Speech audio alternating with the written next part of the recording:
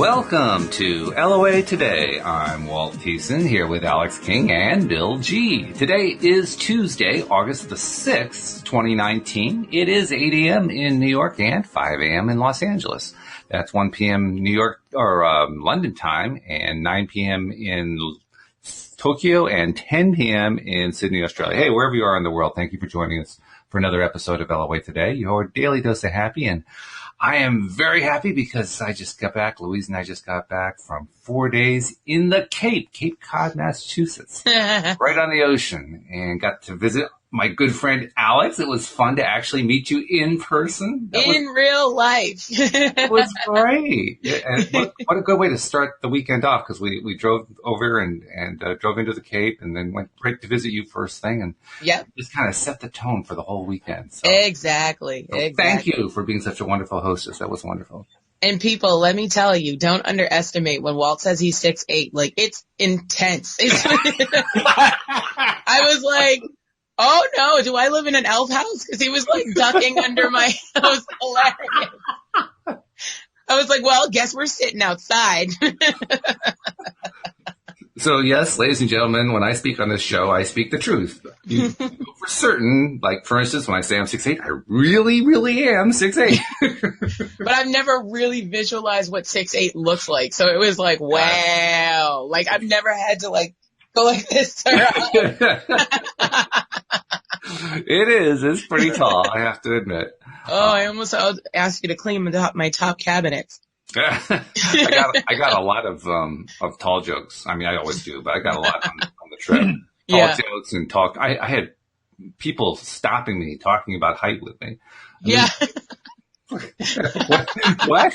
Really? Weightlifting. I mean, we have a little people town, the next town over. Like they have their own village. Really? So yeah. So when they come in, yes, it's like right next to Yarmouth. Like on the way to Yarmouth. So it's like nobody knows about it. It's like low key. It looks like a little. Don't miss it. They wouldn't see it. They're looking up here and the town would be down there. Well, no, it's like up tucked in the woods. Like you'd have to know it's down there. So literally looks like a little, camp with like little tiny cabins. But the houses are adorable. It's so cute. Wow.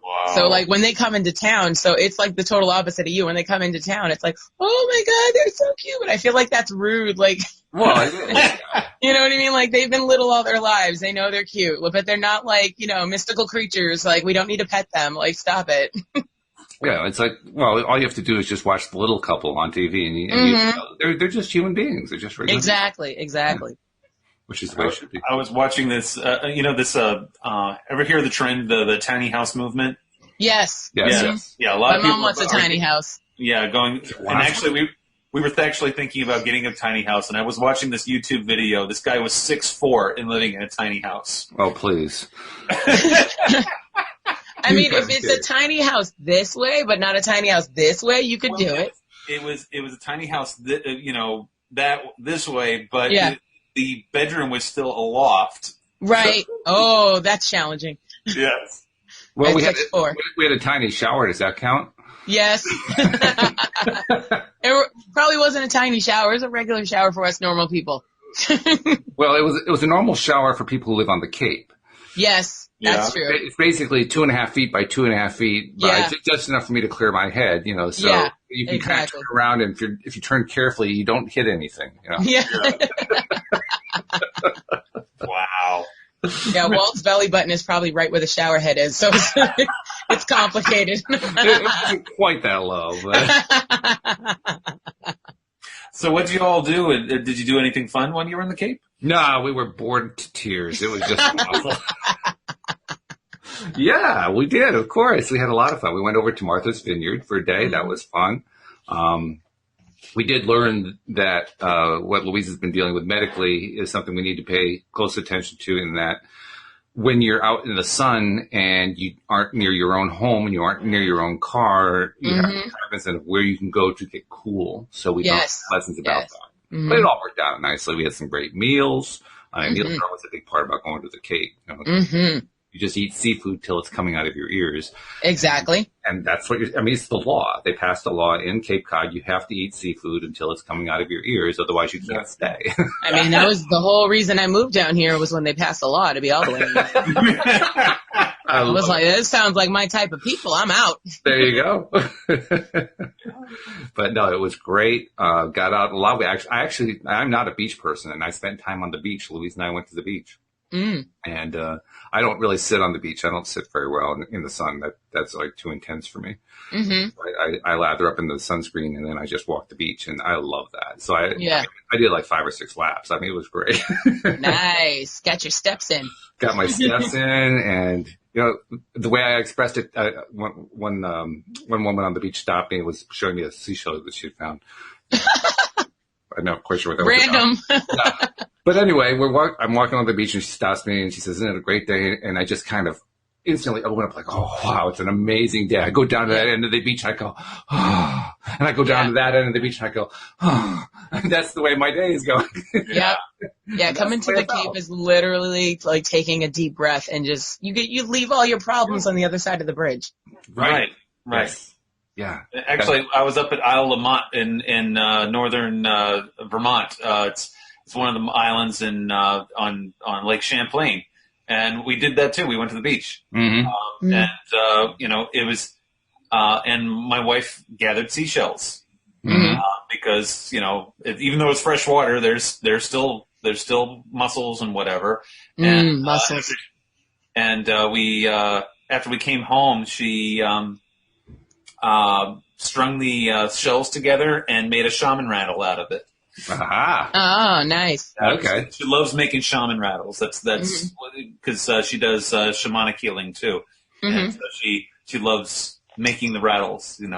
She's got quite a collection of rattles now. She could have stocked up on the beach we were on, because there was this one section where I think somebody had come through and raked it. There's like this huge pile of shells.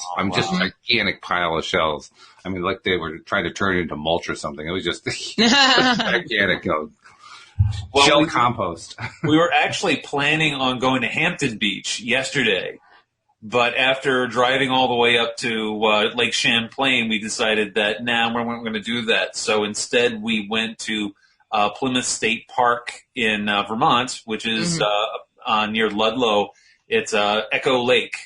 And they had paddle boats, and we had a cookout, and best of all, it was only a half hour from the house. I was going to say Hampton Beach is way too peoply this time of year. Yeah, and that was the other thing, too. We were like, okay, we're going to drive all the way out there where it's going to be crowded. And really, at this point, my sister-in-law is visiting from Kentucky. She's been here since last Wednesday, and she goes home tomorrow. So we were like, okay, let's keep this low-key. Let's have a nice, relaxy day on the lake. And we arrived like 2 in the afternoon. We didn't even go in the morning. We just went in the afternoon. That way we can just have dinner. Wyatt got out on the paddle boats twice. And we just had a very nice, relaxing time. And because it was a Monday, the place there were still people there, but there wasn't nearly as many people you'd have on a weekend. As you're talking about that, I don't know why. I guess because it's about lakes, but it wasn't Champlain. It was Winnipesaukee. But dating back to when I was a kid, there was a time where my family and extended family all met at Winnipesaukee. Right. I think because my mom and dad actually had some history from when they were dating, or maybe honeymoon or something like that. I can't remember exactly what it was. But we all went to Winnipesaukee, and the thing that stuck in my mind was we made ice cream with one of those ice cream making tubs, with the crack in the ice and so forth. Yeah. And I mean, I barely remember. I remember we were on the beach. I remember the ocean was there, but all I remember is everybody's taking their turns cranking that ice cream. And when it came out on that really, really hot day, it was like manna from heaven. It was wonderful. Yeah. Yeah, but it was a beautiful evening last night too. I mean, it was like 77 degrees, nice breeze. I mean, just absolutely perfect cookout weather. I mean, we had a great time that we're going to go back in a couple weeks, and this time we're going to have some friends and family meet us there too. So it's going to be great. It's going to be a lot of fun. That's great. Yeah. Cool. Well, that's the best part about summer. If you live in the northern hemisphere, summer is all about getting away, getting to the beach, going to the mountains, going to wherever your getaway is. and just, draining the stress out. Mm-hmm. I mean, we talk a lot here on the show about the law of attraction and about being deliberate creators. And rule number one is, if you want to do your best deliberate creation, you have to do it when you feel good. So what better way to do that than to go away so you can get rid of all the stress and feel good?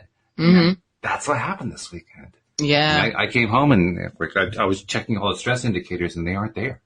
Yep. So, yeah. Yeah, most of the people who are here who live in Vermont don't leave home during the summer months. That's when the weather is perfect here. Right. Mm-hmm. They leave during the winter. They head down to Florida, or they go to warmer climate. We call them snowbirds. Yes, that's what we call them. Yeah, the snowbirds leave in the wintertime. Yeah. Unless they're skiers. Unless they're skiers. Well, we get all the Europeans coming in the wintertime for the slopes. Right. Right. Yeah. But the skiers will stick around, and even the skiers they'll stay there for their portion of what they want to be their ski season. Then, then they'll go to Florida. Right. Like, okay, I'm done with that. Let's go warm up. Somebody bring the Christmas tree. So. Oh, man.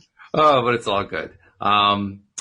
Let's see. Bill had come up with a topic for today. I thought the topic was just going to be what we're talking about here, but we can kind of extend it to anything that feels good, because that's really what you were referring to, Bill, stuff that feels good. And I think it's good to touch on that periodically, because when we remember what's feeling good and how to feel good, I think that's the biggest skill right there. Right. Learning how to feel good on demand. Mm-hmm. Because we go through so many things in life where we get ourselves focusing on stuff we don't really like all that much, because we really, really don't like it all that much. And then we stay focused on it, and we get upset about it, and we talk to our friends about it, and we write about it, and we watch about it on TV and so forth. And suddenly we can't deliberately create anymore. Right. So, you have to kind of get back into that mode. And that's where a getaway really, really helps, even a short one. I mean, this is like a 3.5-day getaway we did, which isn't all that long, right? As getaways. Well, that's usually what my vacations are. Like when I go to visit my brother and sister, I can't do longer than maybe a long weekend. That's about it. Mm-hmm. Mm-hmm. Yeah. So a week or two is beyond your beyond your range. Yeah. Nope. So, well, that's part of it too, then, knowing exactly what your range is. But boy, this is so important. Right. I was really noticing it this morning. I got up and I started doing my daily mirror exercises. So, by the way, that was the other thing. I didn't do any mirror exercises while I was away. I didn't even miss it. I was just having such a good time. I didn't need them. Yeah. But I was doing the mirror exercises this morning, and I was thinking to myself, wow, I want to feel this way every day. So that was my affirmation. I'm going to feel like this every day. I'm going to feel like it all day long. Yeah, well, yeah, I consider that. I'm thinking about that. I don't really want to live there year round, but I'd like to have a place there to go to. Yes. That'd be really nice. Preferably close to the shore, Yeah, yeah. In fact, Louise and I were doing a little dreaming. We after we checked out of the B&B yesterday, we drove up the coast along Route 28 and, just kind of meandering along there, along the seashore, and just looking at some of the homes that are there. Gorgeous homes, beautiful homes. I'm thinking, I could live there. That would be good. Right? Yeah. I could live with that. That'd be all right. And just soaking it in. Mm-hmm. You have to rent that. I could rent that one for a little while. I could rent that out for $3,500 a day. I mean, I don't mind renting that one out. Yeah, that's how much they go for. That's right. It's crazy out here. $3,500 a day. $3,500 a day. Yeah. Yeah. Oh, wait. Yeah.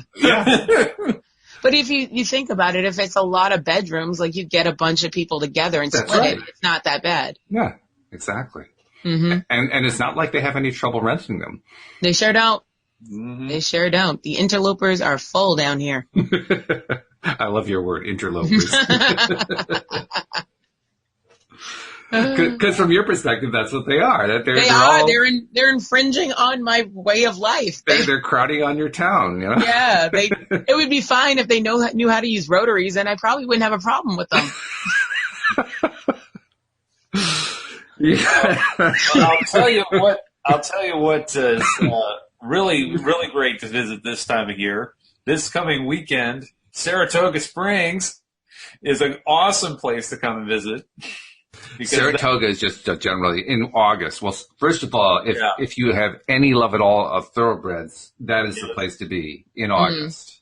Saratoga. Absolutely. You got two of the biggest stakes races, and I mean the track is gorgeous, and plus you've got the Saratoga Springs, and I mean everything around there. You're in the Adirondacks. It's just a gorgeous place to be. Absolutely.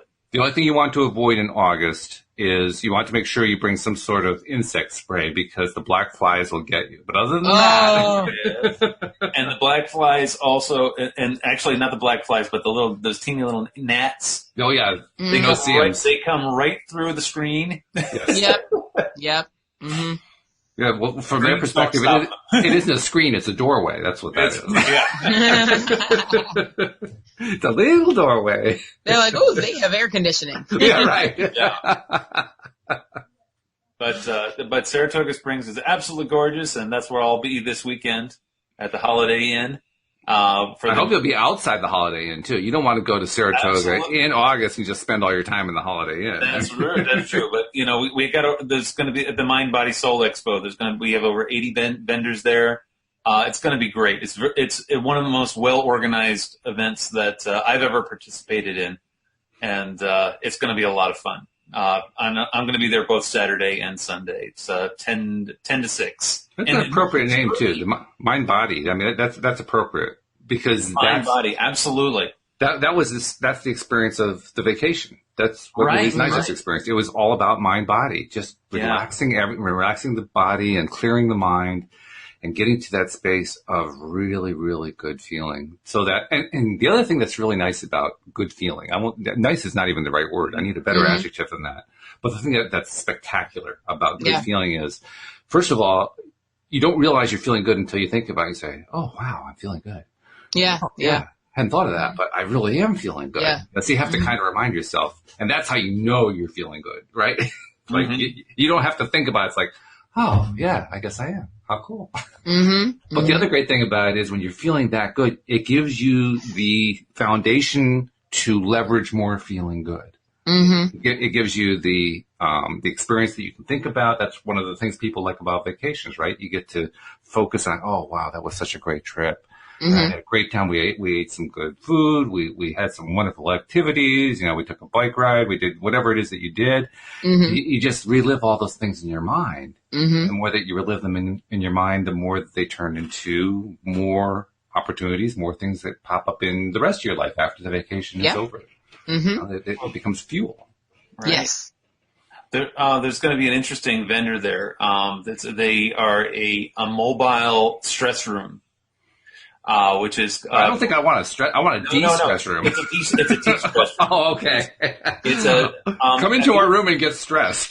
No. It's a de-stress room. It's called the name of the vendors is called Stress Fracture.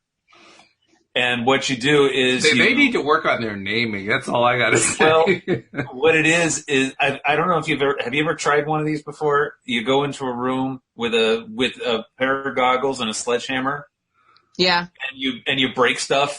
And it's meant to get your aggression out. For people who are in high stress jobs like EMTs or police officers or whatever, it's a great way to just let all that aggression out. And you bring they have stuff for you to smash, or you can bring stuff in to smash. For instance, if you're like getting over an ex and you want to, start smashing up their stuff, you can bring your own stuff. That's right. When I was in school, we used to call that a primal scream therapy, but we did it without breaking things. We just screamed loudly. It's the same thing, but it's a fad. It's a new fad. It is. Yeah. But it's true. I mean, if you can engage in activity with the purpose of releasing stress, and that's what you're doing, you're just letting it out. Right. Anything that you can do along that line is going to be a good thing. Because once that stress is gone, that's the good part. Yeah. And a lot of times you don't even know you're holding on to it until you let it go. No kidding. Yeah. Yeah. We don't realize that on a day-to-day basis, just how much stress we hang on to. Yeah. So every strategy we can follow to let go of that stress is really, really important. Yeah. Right. And a lot of times you don't know you have it until, you have a weekend like y'all had. And you're like feeling really great and you're like, whoa, wow. Hey, my back doesn't hurt so much. Right. Everything's feeling better. Yeah. Yeah. It's funny too, because like I said, I'm not normally a beach person. I'm not normally a sun person. I like shade better than sun, but, it was weird because I spent a lot of time in the sun and I was enjoying it. Mm-hmm. Why was I enjoying it? Because I was in a good frame of mind. Why was I in a good frame of mind? Because the stress was gone. Yes. So what ends up happening is when you release the stress, you find there's a whole lot more that you enjoy, including stuff you didn't think you liked. Mm-hmm. Mm-hmm. Which is pretty crazy, but that's the way it works. Our minds actually will open up to new possibilities the better that we feel. And that's important because, I remember having a conversation. Well, I had two conversations, actually. One with your friend, Pat. Yeah. Remember you introduced me the day before we came, after the show. He came onto the camera and we talked and so forth. Yep. Mm-hmm. And he was talking, we talked very briefly, but he was talking about how he hadn't really figured out what he wanted to do with his life. And I kept thinking, try new things. I think I actually said that to him. But he feels like the universe is pulling him in all sorts of different directions. So he doesn't know what to do at the moment. Yeah. Well, that's where it's so important to get the stress out. Yeah. You get the stress out and all the possibilities open up to you. Mm-hmm. The reason we feel like he's feeling, and we've all been there. A lot of us spend most of our lives there, is we get stressed. Mm-hmm. And when we're in that stressed place, we can't see the possibilities. And the stuff that really would be personalities, right? The stuff that we can see that would be possibilities seems antagonistic to us. Like, oh, I wouldn't want to do that. But the moment that we get into a de-stress mode, it's like, well, I could see myself doing that. I could see myself walking down the beach, even though I'm not a beach person. Why? Because I'm feeling good. Yeah, they literally cleaned my entire basement, did a demo and everything. And those two were crazy. They're insane. So they came up with an idea when Jen moves back to Massachusetts or whatever, that they're gonna start a cleaning business. I could see that. On the Cape. Bill, while we were there, Alex was waiting for their housemaid to come to clean the house, and the two of them had set everything up, not only to be cleaned, but they'd also set little traps to see had the maid cleaned all the places that she needed to clean around the house. Yeah, and she didn't. And she didn't. She did not. She failed the test. The worst. She was the worst. Instantly fired. Oh, that's funny. Oh my God. Those two, you're right, between the two of them, they could start a cleaning business. Yeah. And not only that, they could enjoy it. Yeah. Because it's like they both have, all three of us have OCD, but it's like to a point where they're like, can we clean something? And I was like, sure. More power to you. Do you? And then they were like, yeah, so we're doing your basement. My basement is literally half laundry room, half spider village. So I was like, have fun. And then it turned into a whole thing. Like my whole yard is full of all the trash that needs to be taken out. And but my basement looks amazing. I'm gonna send you guys before and after pictures. It's crazy. Okay. Yeah. I would highly recommend them. There's the stove. There's yeah. No, literally I could build a bedroom down there now. Oh, wow. Really. They were like, oh, you could have your podcast studio down here. I was like, nah, I like my room. So, but I could. Yeah. Well, that's one of those things where people think about OCD and they think, well, that's it's a disability that holds people back or causes problems. But you just described a beautiful scenario in which OCD actually works to their benefit. Yeah, we're the type of people that we take our neuroses and use it for good instead of evil. You've turned OCD into a superpower. I turn everything into a superpower. I turn my Asperger's into a superpower. Everything. And it's effective because when you do that, what you're basically doing is following the path of feeling good. Yes, right. Yes, exactly. Especially with OCD, because if that ornament is not in the right place, it doesn't feel good. Oh, don't even talk to me about Christmas. Jesus Christ. Decorating the Christmas tree with somebody else? I cannot. It's my Christmas tree. Just let me do it. That bulb doesn't go there. That light doesn't go there. That looks awkward. Oh. Listen, y'all just set off my OCD. I can't. I gotta take a break. This is what I do not prefer. This is a great example of how you differentiate between applying it for good and applying it for evil, right? Well, my Christmas trees always come out amazing. Okay. All right. So that when they're coming out amazing, that's when you're applying it for good. Exactly. That's for your good. Yes. That's the whole point. Yes. Right. It's not like you're out there to save the world. One Christmas tree at a time.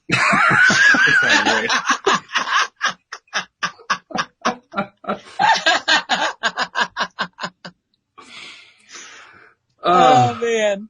I've never been obsessive in that way, so I don't really know what that feels like. I just imagine it in terms of how it feels when I'm focusing on or doing something that I really, really like. And maybe I'm justifying it, but I kind of figure that's what it's like when you're OCD and you're doing something. You have this Christmas tree that needs to be made in front of you, and you get it just right, and it feels good. Am I wrong? Yes, it's like it's satisfaction like you wouldn't understand.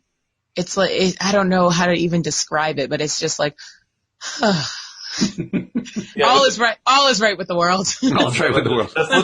The flip side of that though is when it's not right. Then yes. And then you lose sleep, and it's a whole thing. You can't not do it until it's right. Like, yeah. So that's really the challenge then, is learning how to not only take your OCD superpower to focus on what you want, but to let go of the stuff that you don't want. Yes.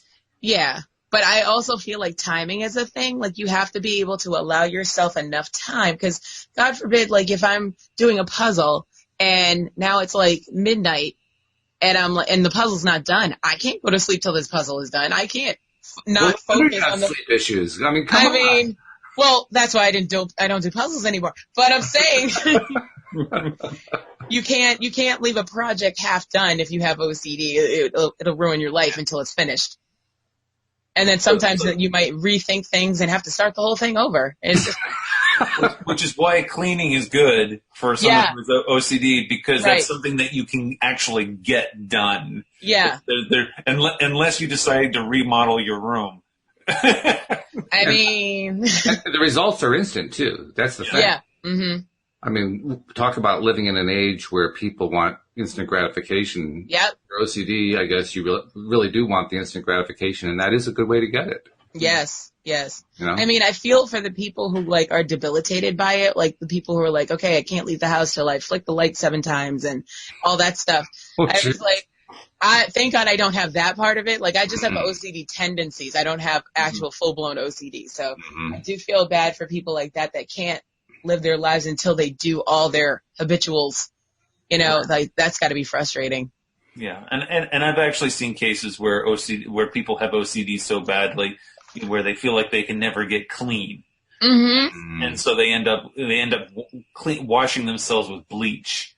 Because, jeez. Yeah. And actually, you know, there was I worked at a group home for a little while, and we had an elderly woman who had OCD that badly, where she was washing with bleach, and the lesions that it caused. Yeah. It was horrible. I'm like a step down from there. I don't wash with bleach, thank God, because A, I'm allergic to it, and B, that's too much. Yeah. But you think? What I do is, you know, it's called HybaCleanse, and it's like the stuff that surgeons scrub with before surgery. Yeah, I wash my body with that before I use my scented soap. Mm-hmm. Yes, that's the only way I feel the germs are gone. Mm-hmm. Well, clarify something for me here, okay? Yes. If you scented whatever, soap, body wash, you know, whatever it might be. Yeah. Doesn't that mean you're just kind of making yourself dirty again? Not dirty. It's still soap. It's cleansing, but I just feel better with the first layer of germs is off. Like hot water is not doing it. Like I need to scrape off that first layer and then, you know, and then make myself smell pretty. But I mean, the perfume part basically is putting a foreign object on your skin. You're not helping, sir. You're not helping. I'm just asking. Being part of the problem, not part of the solution. It just seems to be like that. That's, to me, that's pointing in the wrong direction. That's why I'm bringing it up. Damn it, I gotta start all over. Thank you for adding a new neuroses to my situation. Thank you. Throw out all the soaps. I'm just gonna walk around smelling like a hospital. It'll be fantastic. Now I can't even wear deodorant. Like, oh, now it's a whole thing. That's a whole thing. Actually, I mean, you're doing it very humorously, but that is what you're describing is exactly what a person does in order to develop this kind of thing. Yeah. They decide, okay, somebody else threw out an idea. They said, okay, I'm going to grab that and I'm going to run with that, even though it doesn't make me feel good. Right. I don't like that. Nor does it make sense, nor does it really make sense. Well, yeah, right. Sense doesn't have a whole lot to do with it. I don't know. Right. Yeah, it's about the emotional connection. It is definitely. Yeah. I'm emotionally connected to my body soap. So, well, body wash. Anybody uses bar soap out here in these streets. I would hope that most of us are emotionally connected to our bodies. Well, that too, yes. Well, yes, that's an extension of it. It's like, this is how I like my body to feel. I like to be moisturized. I like to smell nice, so. So it's not just the body, it's the scent. Well, no, I can't even say that because my scent changes different weeks. I go to the store and I smell something else and I'm like, oh, I need to smell like this week. So you like variety? I do. Yeah, so that's what that is. That's variety. But you're still, I guess what I'm trying to get to is what you're describing is how people attach to things. Yes. Mm-hmm. Attachment, and attachment can be fine if it's like with anything else. It's okay in moderation. But what happens is we can become so overly attached. I think that's where the OCD comes into it. So overly attached, it's like, this thing that I just attached to is now my identity. Yeah. I think that is when it becomes a problem too. Yes, absolutely. So really what we're trying to learn then is not just OCD people, but everybody is learning how to attach without it becoming, oh my God, this is now who I am. Yeah. How to attach without becoming an attachment. Yes. Mm-hmm. That's it. How not to become an attachment. And actually that's the essence of Zen Buddhism is to rid yourself of all attachment. And that's nirvana is ridding yourself of all attachment. And well, see, I think the Zen Buddhists go too far the other direction. I think I think they're basically OCD, non-OCD. Right. Yeah. They become obsessive about not being attached to anything. Well, part of the reason to come here, I keep going back to what Abraham Hicks says about why we come here in the midst of all the negative spiral stuff that we go through. And their answer is chocolate. Right. Why? Because you want to be able to taste the chocolate. You want to experience the eating of the chocolate. Mm-hmm. Do you want to become the chocolate? Sometimes. Probably not a good idea, though. You probably just want to enjoy the flavor of the chocolate and then put it down so you can go on to something else. Yeah. And eating chocolate every day, you'll learn to dislike it. Yeah, exactly. Too much of a good thing. Too much of a good thing. So all things in moderation is actually a pretty good philosophy. Mm-hmm. You stay moderate, and now you don't. Well, I guess you can become OCD about moderation. I guess that's possible. Oh, that's definitely possible. I call those people meal preppers. Meal preppers. Meal preppers. Meal preppers. Yeah. Okay. Yes, you can be obsessive about being moderate, but and these are the people who keep extensive lists. Mm-hmm. All right, I spent an hour and a half doing this. Now I have to spend an hour and a half doing this. Now I have to spend. Well, that's also part of my OCD is everything has to be even. Uh-huh. Yeah. See, I don't think that's moderation. I think that's pure attachment going on right there. Well, then there you're attached to the schedule. It's attachment. I don't care what you're attached to. It's attachment to the schedule. Yeah. The idea is to learn to let go. It's literally as simple. I mean, it's simple but not easy. It's literally as simple as I pick up the pen, I own the pen, I put the pen down, I'm done with the pen. I don't need the pen anymore. Mm-hmm. I've enjoyed the pen. I'm done enjoying the pen. That's what we're aiming for. That's moderation. It's not something that has to be scheduled. It doesn't have to be pre-planned. It's just enjoy the pen. I'm done with the pen. Okay, move on. Next. Yeah. Whereas an OCD person, but we have so much trouble with that. I've got a black pen and a blue pen. Okay, now I need a green pen. Now I need a pencil. Now I need the mechanical pencil. And now and they all have to be. I don't think it's the need though, to be honest. I mean, because all of us want to experience lots and lots of things. That's the whole point for coming here. It's not wanting to experience stuff that's a problem. It's not wanting to have one thing. It has nothing to do with the experience. It has to do with keeping order. Order is very important to someone who has OCD. Mm-hmm. Yes. And that's the thing that has to be let go of. Yes, but easier said than done. It's facts. Yes, it requires. I didn't say it was easy. I just said it was simple.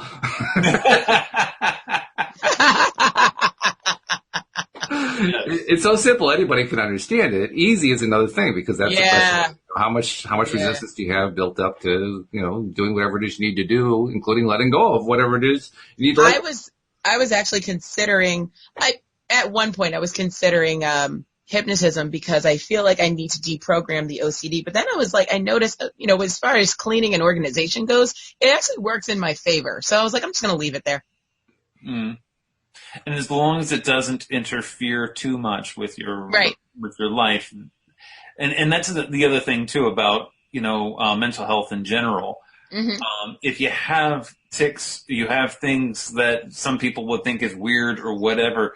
As long as it's not interfering with the rest of your life and the enjoyment of your life, then it's not a problem. It's when it interferes. Yeah. When you are finding yourself, when relationships aren't working out, or you find that it's causing you physical pain or mental pain, then that's when it's a problem. I think it's also worth remembering that. I mean, you were just describing, Alex, about how and Bill, you described it too, about how you have to have the blue and the green and the red, and you have to have this endless stream of experiences. And I think it's worth noting that when we get all caught up in, oh my God, have I got everything yet? We're losing the stream of experiences. Yeah. Your focus is not where it's supposed to be. Right. Yeah. So I don't think there's a problem in wanting to have the stream of experiences. I think that's actually a good thing. Mm-hmm. Yeah. Wanting the stream of experiences and choosing to have that extreme that's how you let go of things. Right. Because if you don't let go, you stop the stream.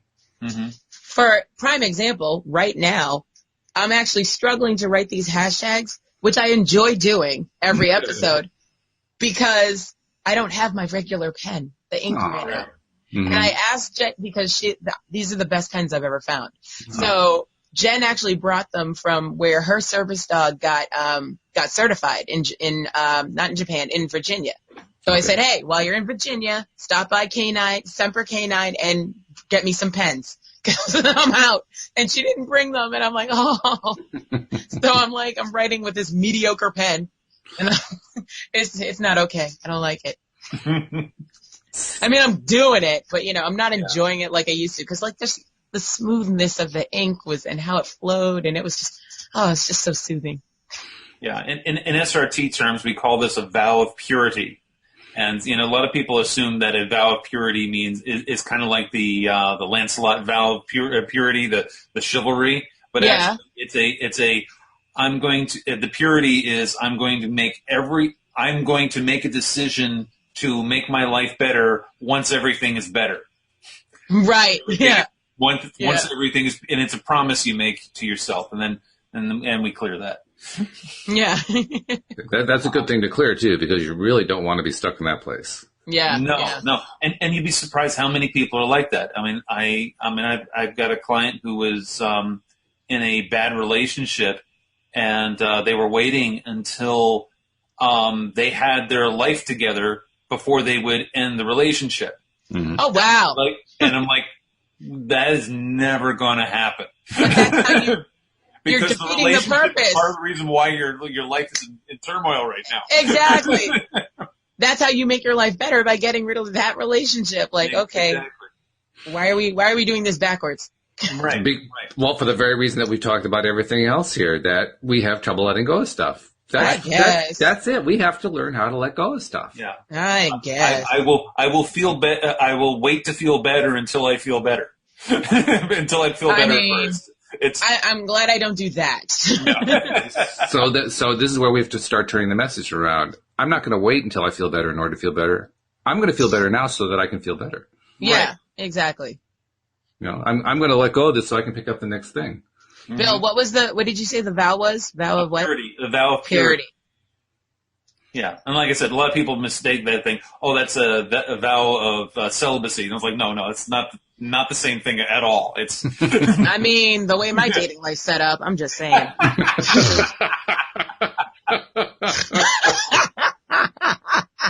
Well, sometimes Facts. you have to take a vow of celibacy in order to to understand the contrast. Yes. To really focus on what you want. Yes. Yeah, I've done it in many periods of my life, so yes. Yes, I actually have, again, the relationships are things that come up a lot with my clients. And yeah. And I've given that advice a few times. I had one client who was constantly dating the wrong guy all the time, in the sense that she worked at a bar, and so she was always dating alcoholics. Well, first of all, don't date at work. Hello. Probably should find another job. Right. Because that is not working out for you. No. Yeah. Not a good strategy. And then the other thing was, this person would, she'd be in a bad relationship with an alcoholic, and then once that one broke up, the next week she was with somebody else, and the next week she was with somebody else. So she's not even taking time to breathe. She didn't take any time to breathe, and so she was like, "Why am I keep getting to the same guy?" I was like, "Well, first of all, you didn't give yourself to recalibrate, any time to recalibrate here." Yep. And so the advice that we went with was take some time to be celibate for a while. Enjoy the celibacy. Just enjoy it. And she's now finally she just started dating this guy, and is a much nicer guy, not an alcoholic. Yeah, that's good. Yeah. And they've also agreed that they're going to take the relationship slow, that they're just going to see each other for really a important. while. They're just going to have a dinner or two. They're not going to just immediately jump into a full-fledged where they're moving in together, whatever. They're just going to take it very, very slow. And you don't have to take it very, very slow. You just have to slow it down a bit. Well, don't become Facebook official on the first date. Yeah, these particular people did need to take it slow, because he's the guy's getting off of is just finishing up a divorce, and she's and she needs to. And well, they've been separated for over a year, so it's not like, okay, all right. But again, they both agree that they both have a history. Yeah. And I'm glad they see the light, though. This is good. It's like, okay, we're not going to jump into something here. We're going to see how we like each other as friends first. Yeah. And then we'll see where it takes us. And that's a much more healthy way to do it, especially for these people. I think for anybody. I honestly, if you're trying to create a long-term relationship, you don't do it with sex. You do it with finding out whether you like the person. Exactly. Right. Yeah. Exactly. And that just takes some time. I mean, you're not going to find that out instantly. Nope, you're not. Yeah, and I'm very, very happy for her that she was able to get to that point. And the thing is, the break was important. She had to take that break. She had to say, okay, no guys. no dating anybody. Not even going for the one night stand or anything like that. We're not doing nothing. We are just doing ourselves. We're more double meaning. Don't mean it that way. I'm sorry, I live in the gutter. Taking time for ourselves. That's better. We're taking time for ourselves. We're doing ourselves. I mean, what else are you supposed to do during the celibacy? Oh, that was perfect timing. I'm sorry. We found Alex's funny button. Oh my god. This is why I have no voice. It's been like this all weekend. I've been nonstop, like 12 hours a day, just laughing. It's been terrible, but great at the same time. Laughing is good for you. I don't care how much you do. I don't think you can laugh too much. I don't think that's possible. The way my vocal cords are set up, they're not having it though. Well, you may have to do some healing afterward, but it doesn't mean that it was bad for you. It just means. Well, I tried to put myself on vocal rest yesterday, in preparation for today, but it wasn't enough time. Oh, that's funny. That is funny. I think that what we're touching on here is really, really important stuff. Yes.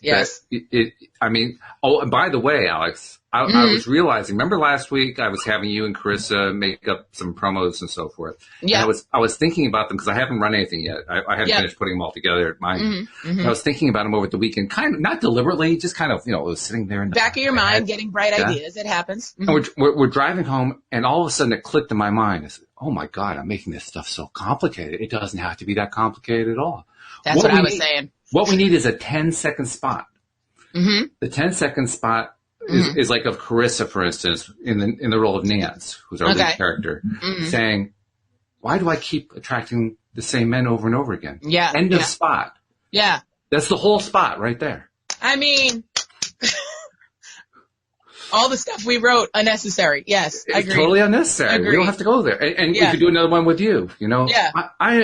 I understand why my friend keeps attracting the same men over and over again. Why doesn't she listen to me? Yeah, exactly. Same thing, Lexi is the truth.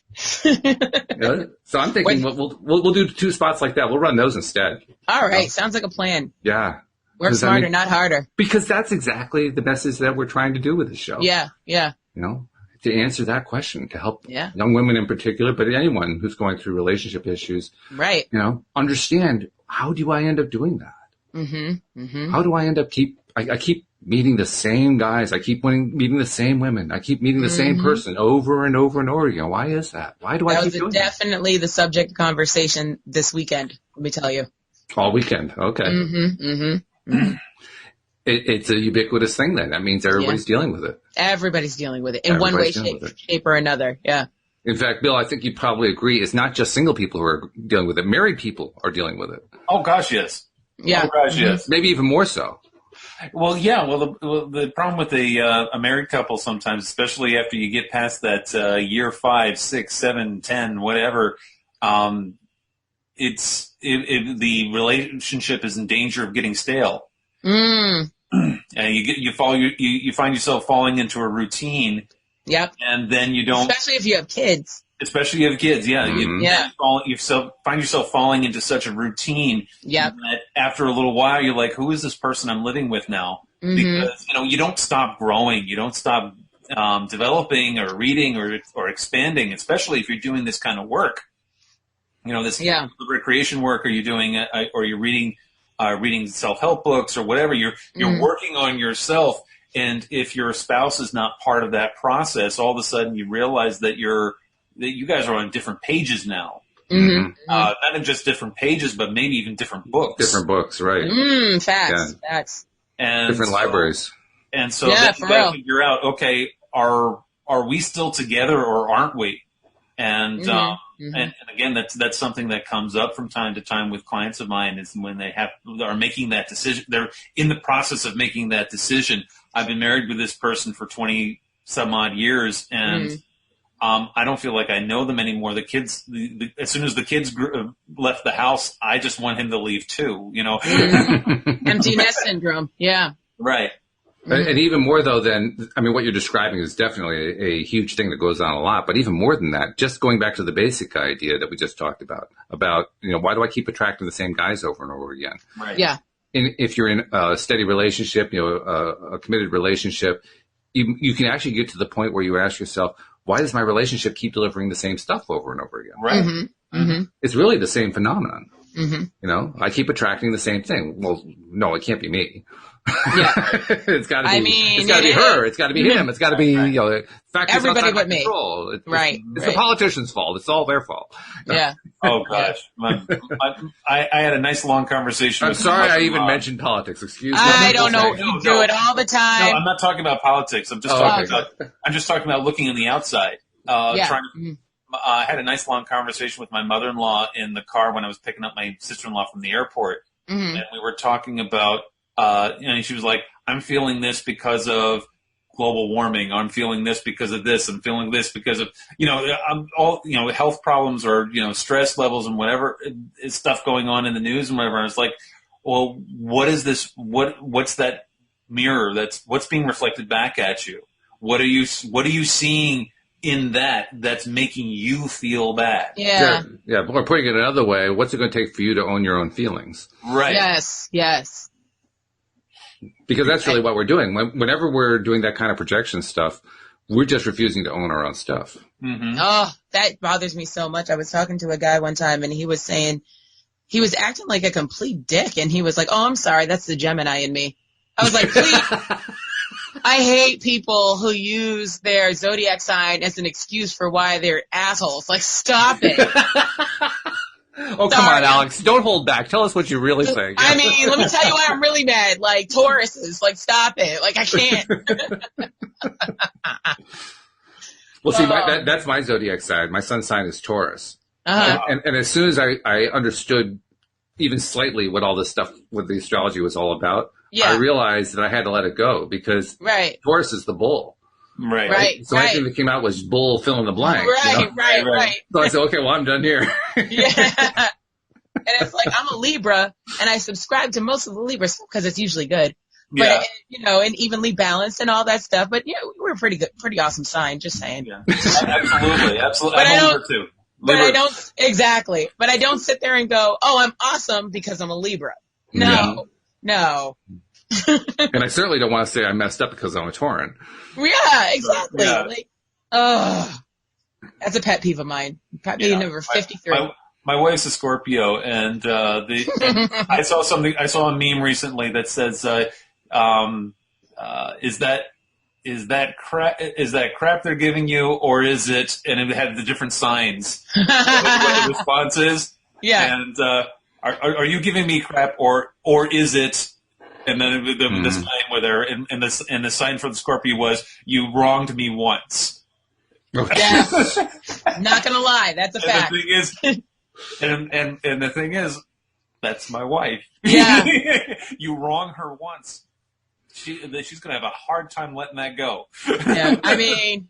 Well, there's an excellent example, though. What you just laid out there, that scenario, that's an excellent example of something that we don't let go of. Right. You very beautifully constructed this whole paradigm around what her zodiac sign is. Right. Well, and so you start creating. Well, wait. Let me go further. And you created limits around it. They were limits that were given to you by the astrologers. The astrologers said, "Well, this is what a Scorpio is." But you created those limits around her, and then you created an expectation that the only way that she can ever react to something is to react to it. And you only get one chance. You're done.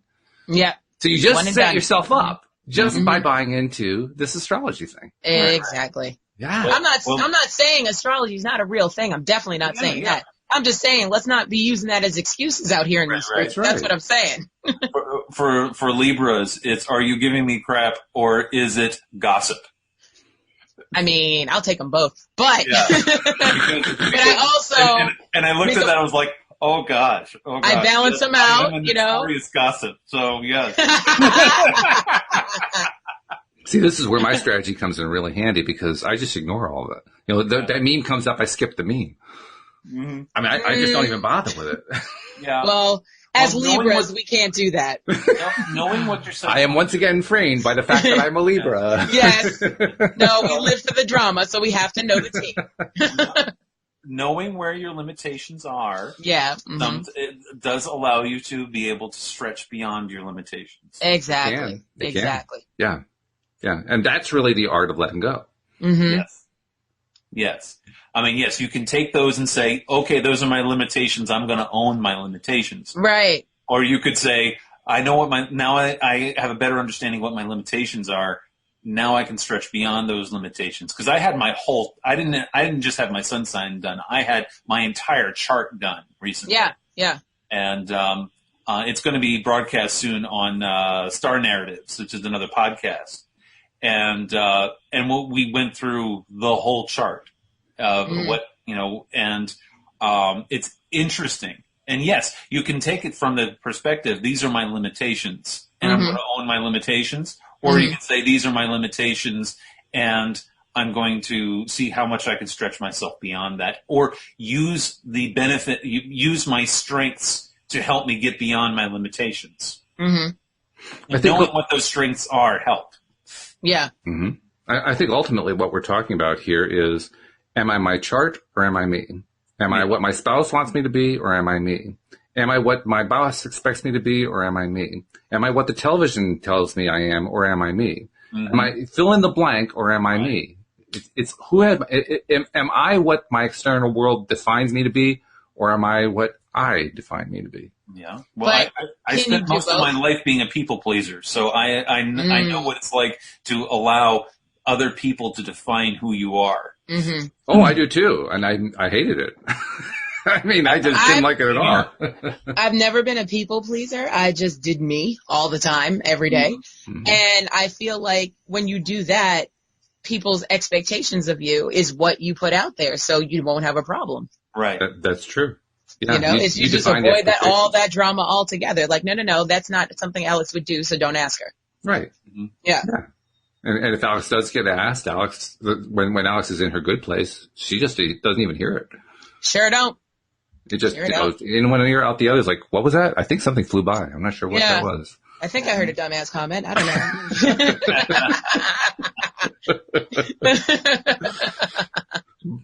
And hopefully I'm not in a really bad space, because if I'm in a bad space, I'll probably go try to find out what the dumbass comment was. But as long as I'm in a good space, I just let it go by. We were at a restaurant the other day, and my sister-in-law was sitting next to me, and she leans over to me and says, "I cannot stand these people right next to me because their conversation is so loud, and I'm hearing every word, and they're having an argument, and I just can't." And I was like, "What? There's people sitting next to us?" Well, the last place we went to eat yesterday on the Cape before we drove back to Connecticut, we were in a restaurant. The food was okay. It was not memorable. It wasn't forgettable. It was just it wasn't fresh catch. It was fresh. It's just, well, we won't go there. The point is, I don't want to focus on what I don't want, but that's part of the story here. Next to us was a table of kids. This is a very well-to-do area, right? It was very clear this is all the rich kids. So the rich kids were sitting at the table next to us, and I think they were using a phone to play some sort of a role play game or something. Like, what am I going to do with this scenario? Well, I'm going to choose to do that and lead to this. Okay. And they were doing that kind of game, and there were two really big factors that stuck out for me. One of them was that in this role play game, you could do things that were illegal and go to prison. And this one kid was going out of his way to figure out how long of a prison term he could get. Wow. And I'm thinking to myself, wow, what does that say about where that kid's head is at right now? This is what we're doing in 2019. Okay. Yeah. Having business lunches. Yeah, right. Business lunches, right. And the rest of the kids were all buying into it. They were all playing the same game, First of all, who invented that game? Second of all, I don't know. That's sick. Well, it was also an opportunity for me.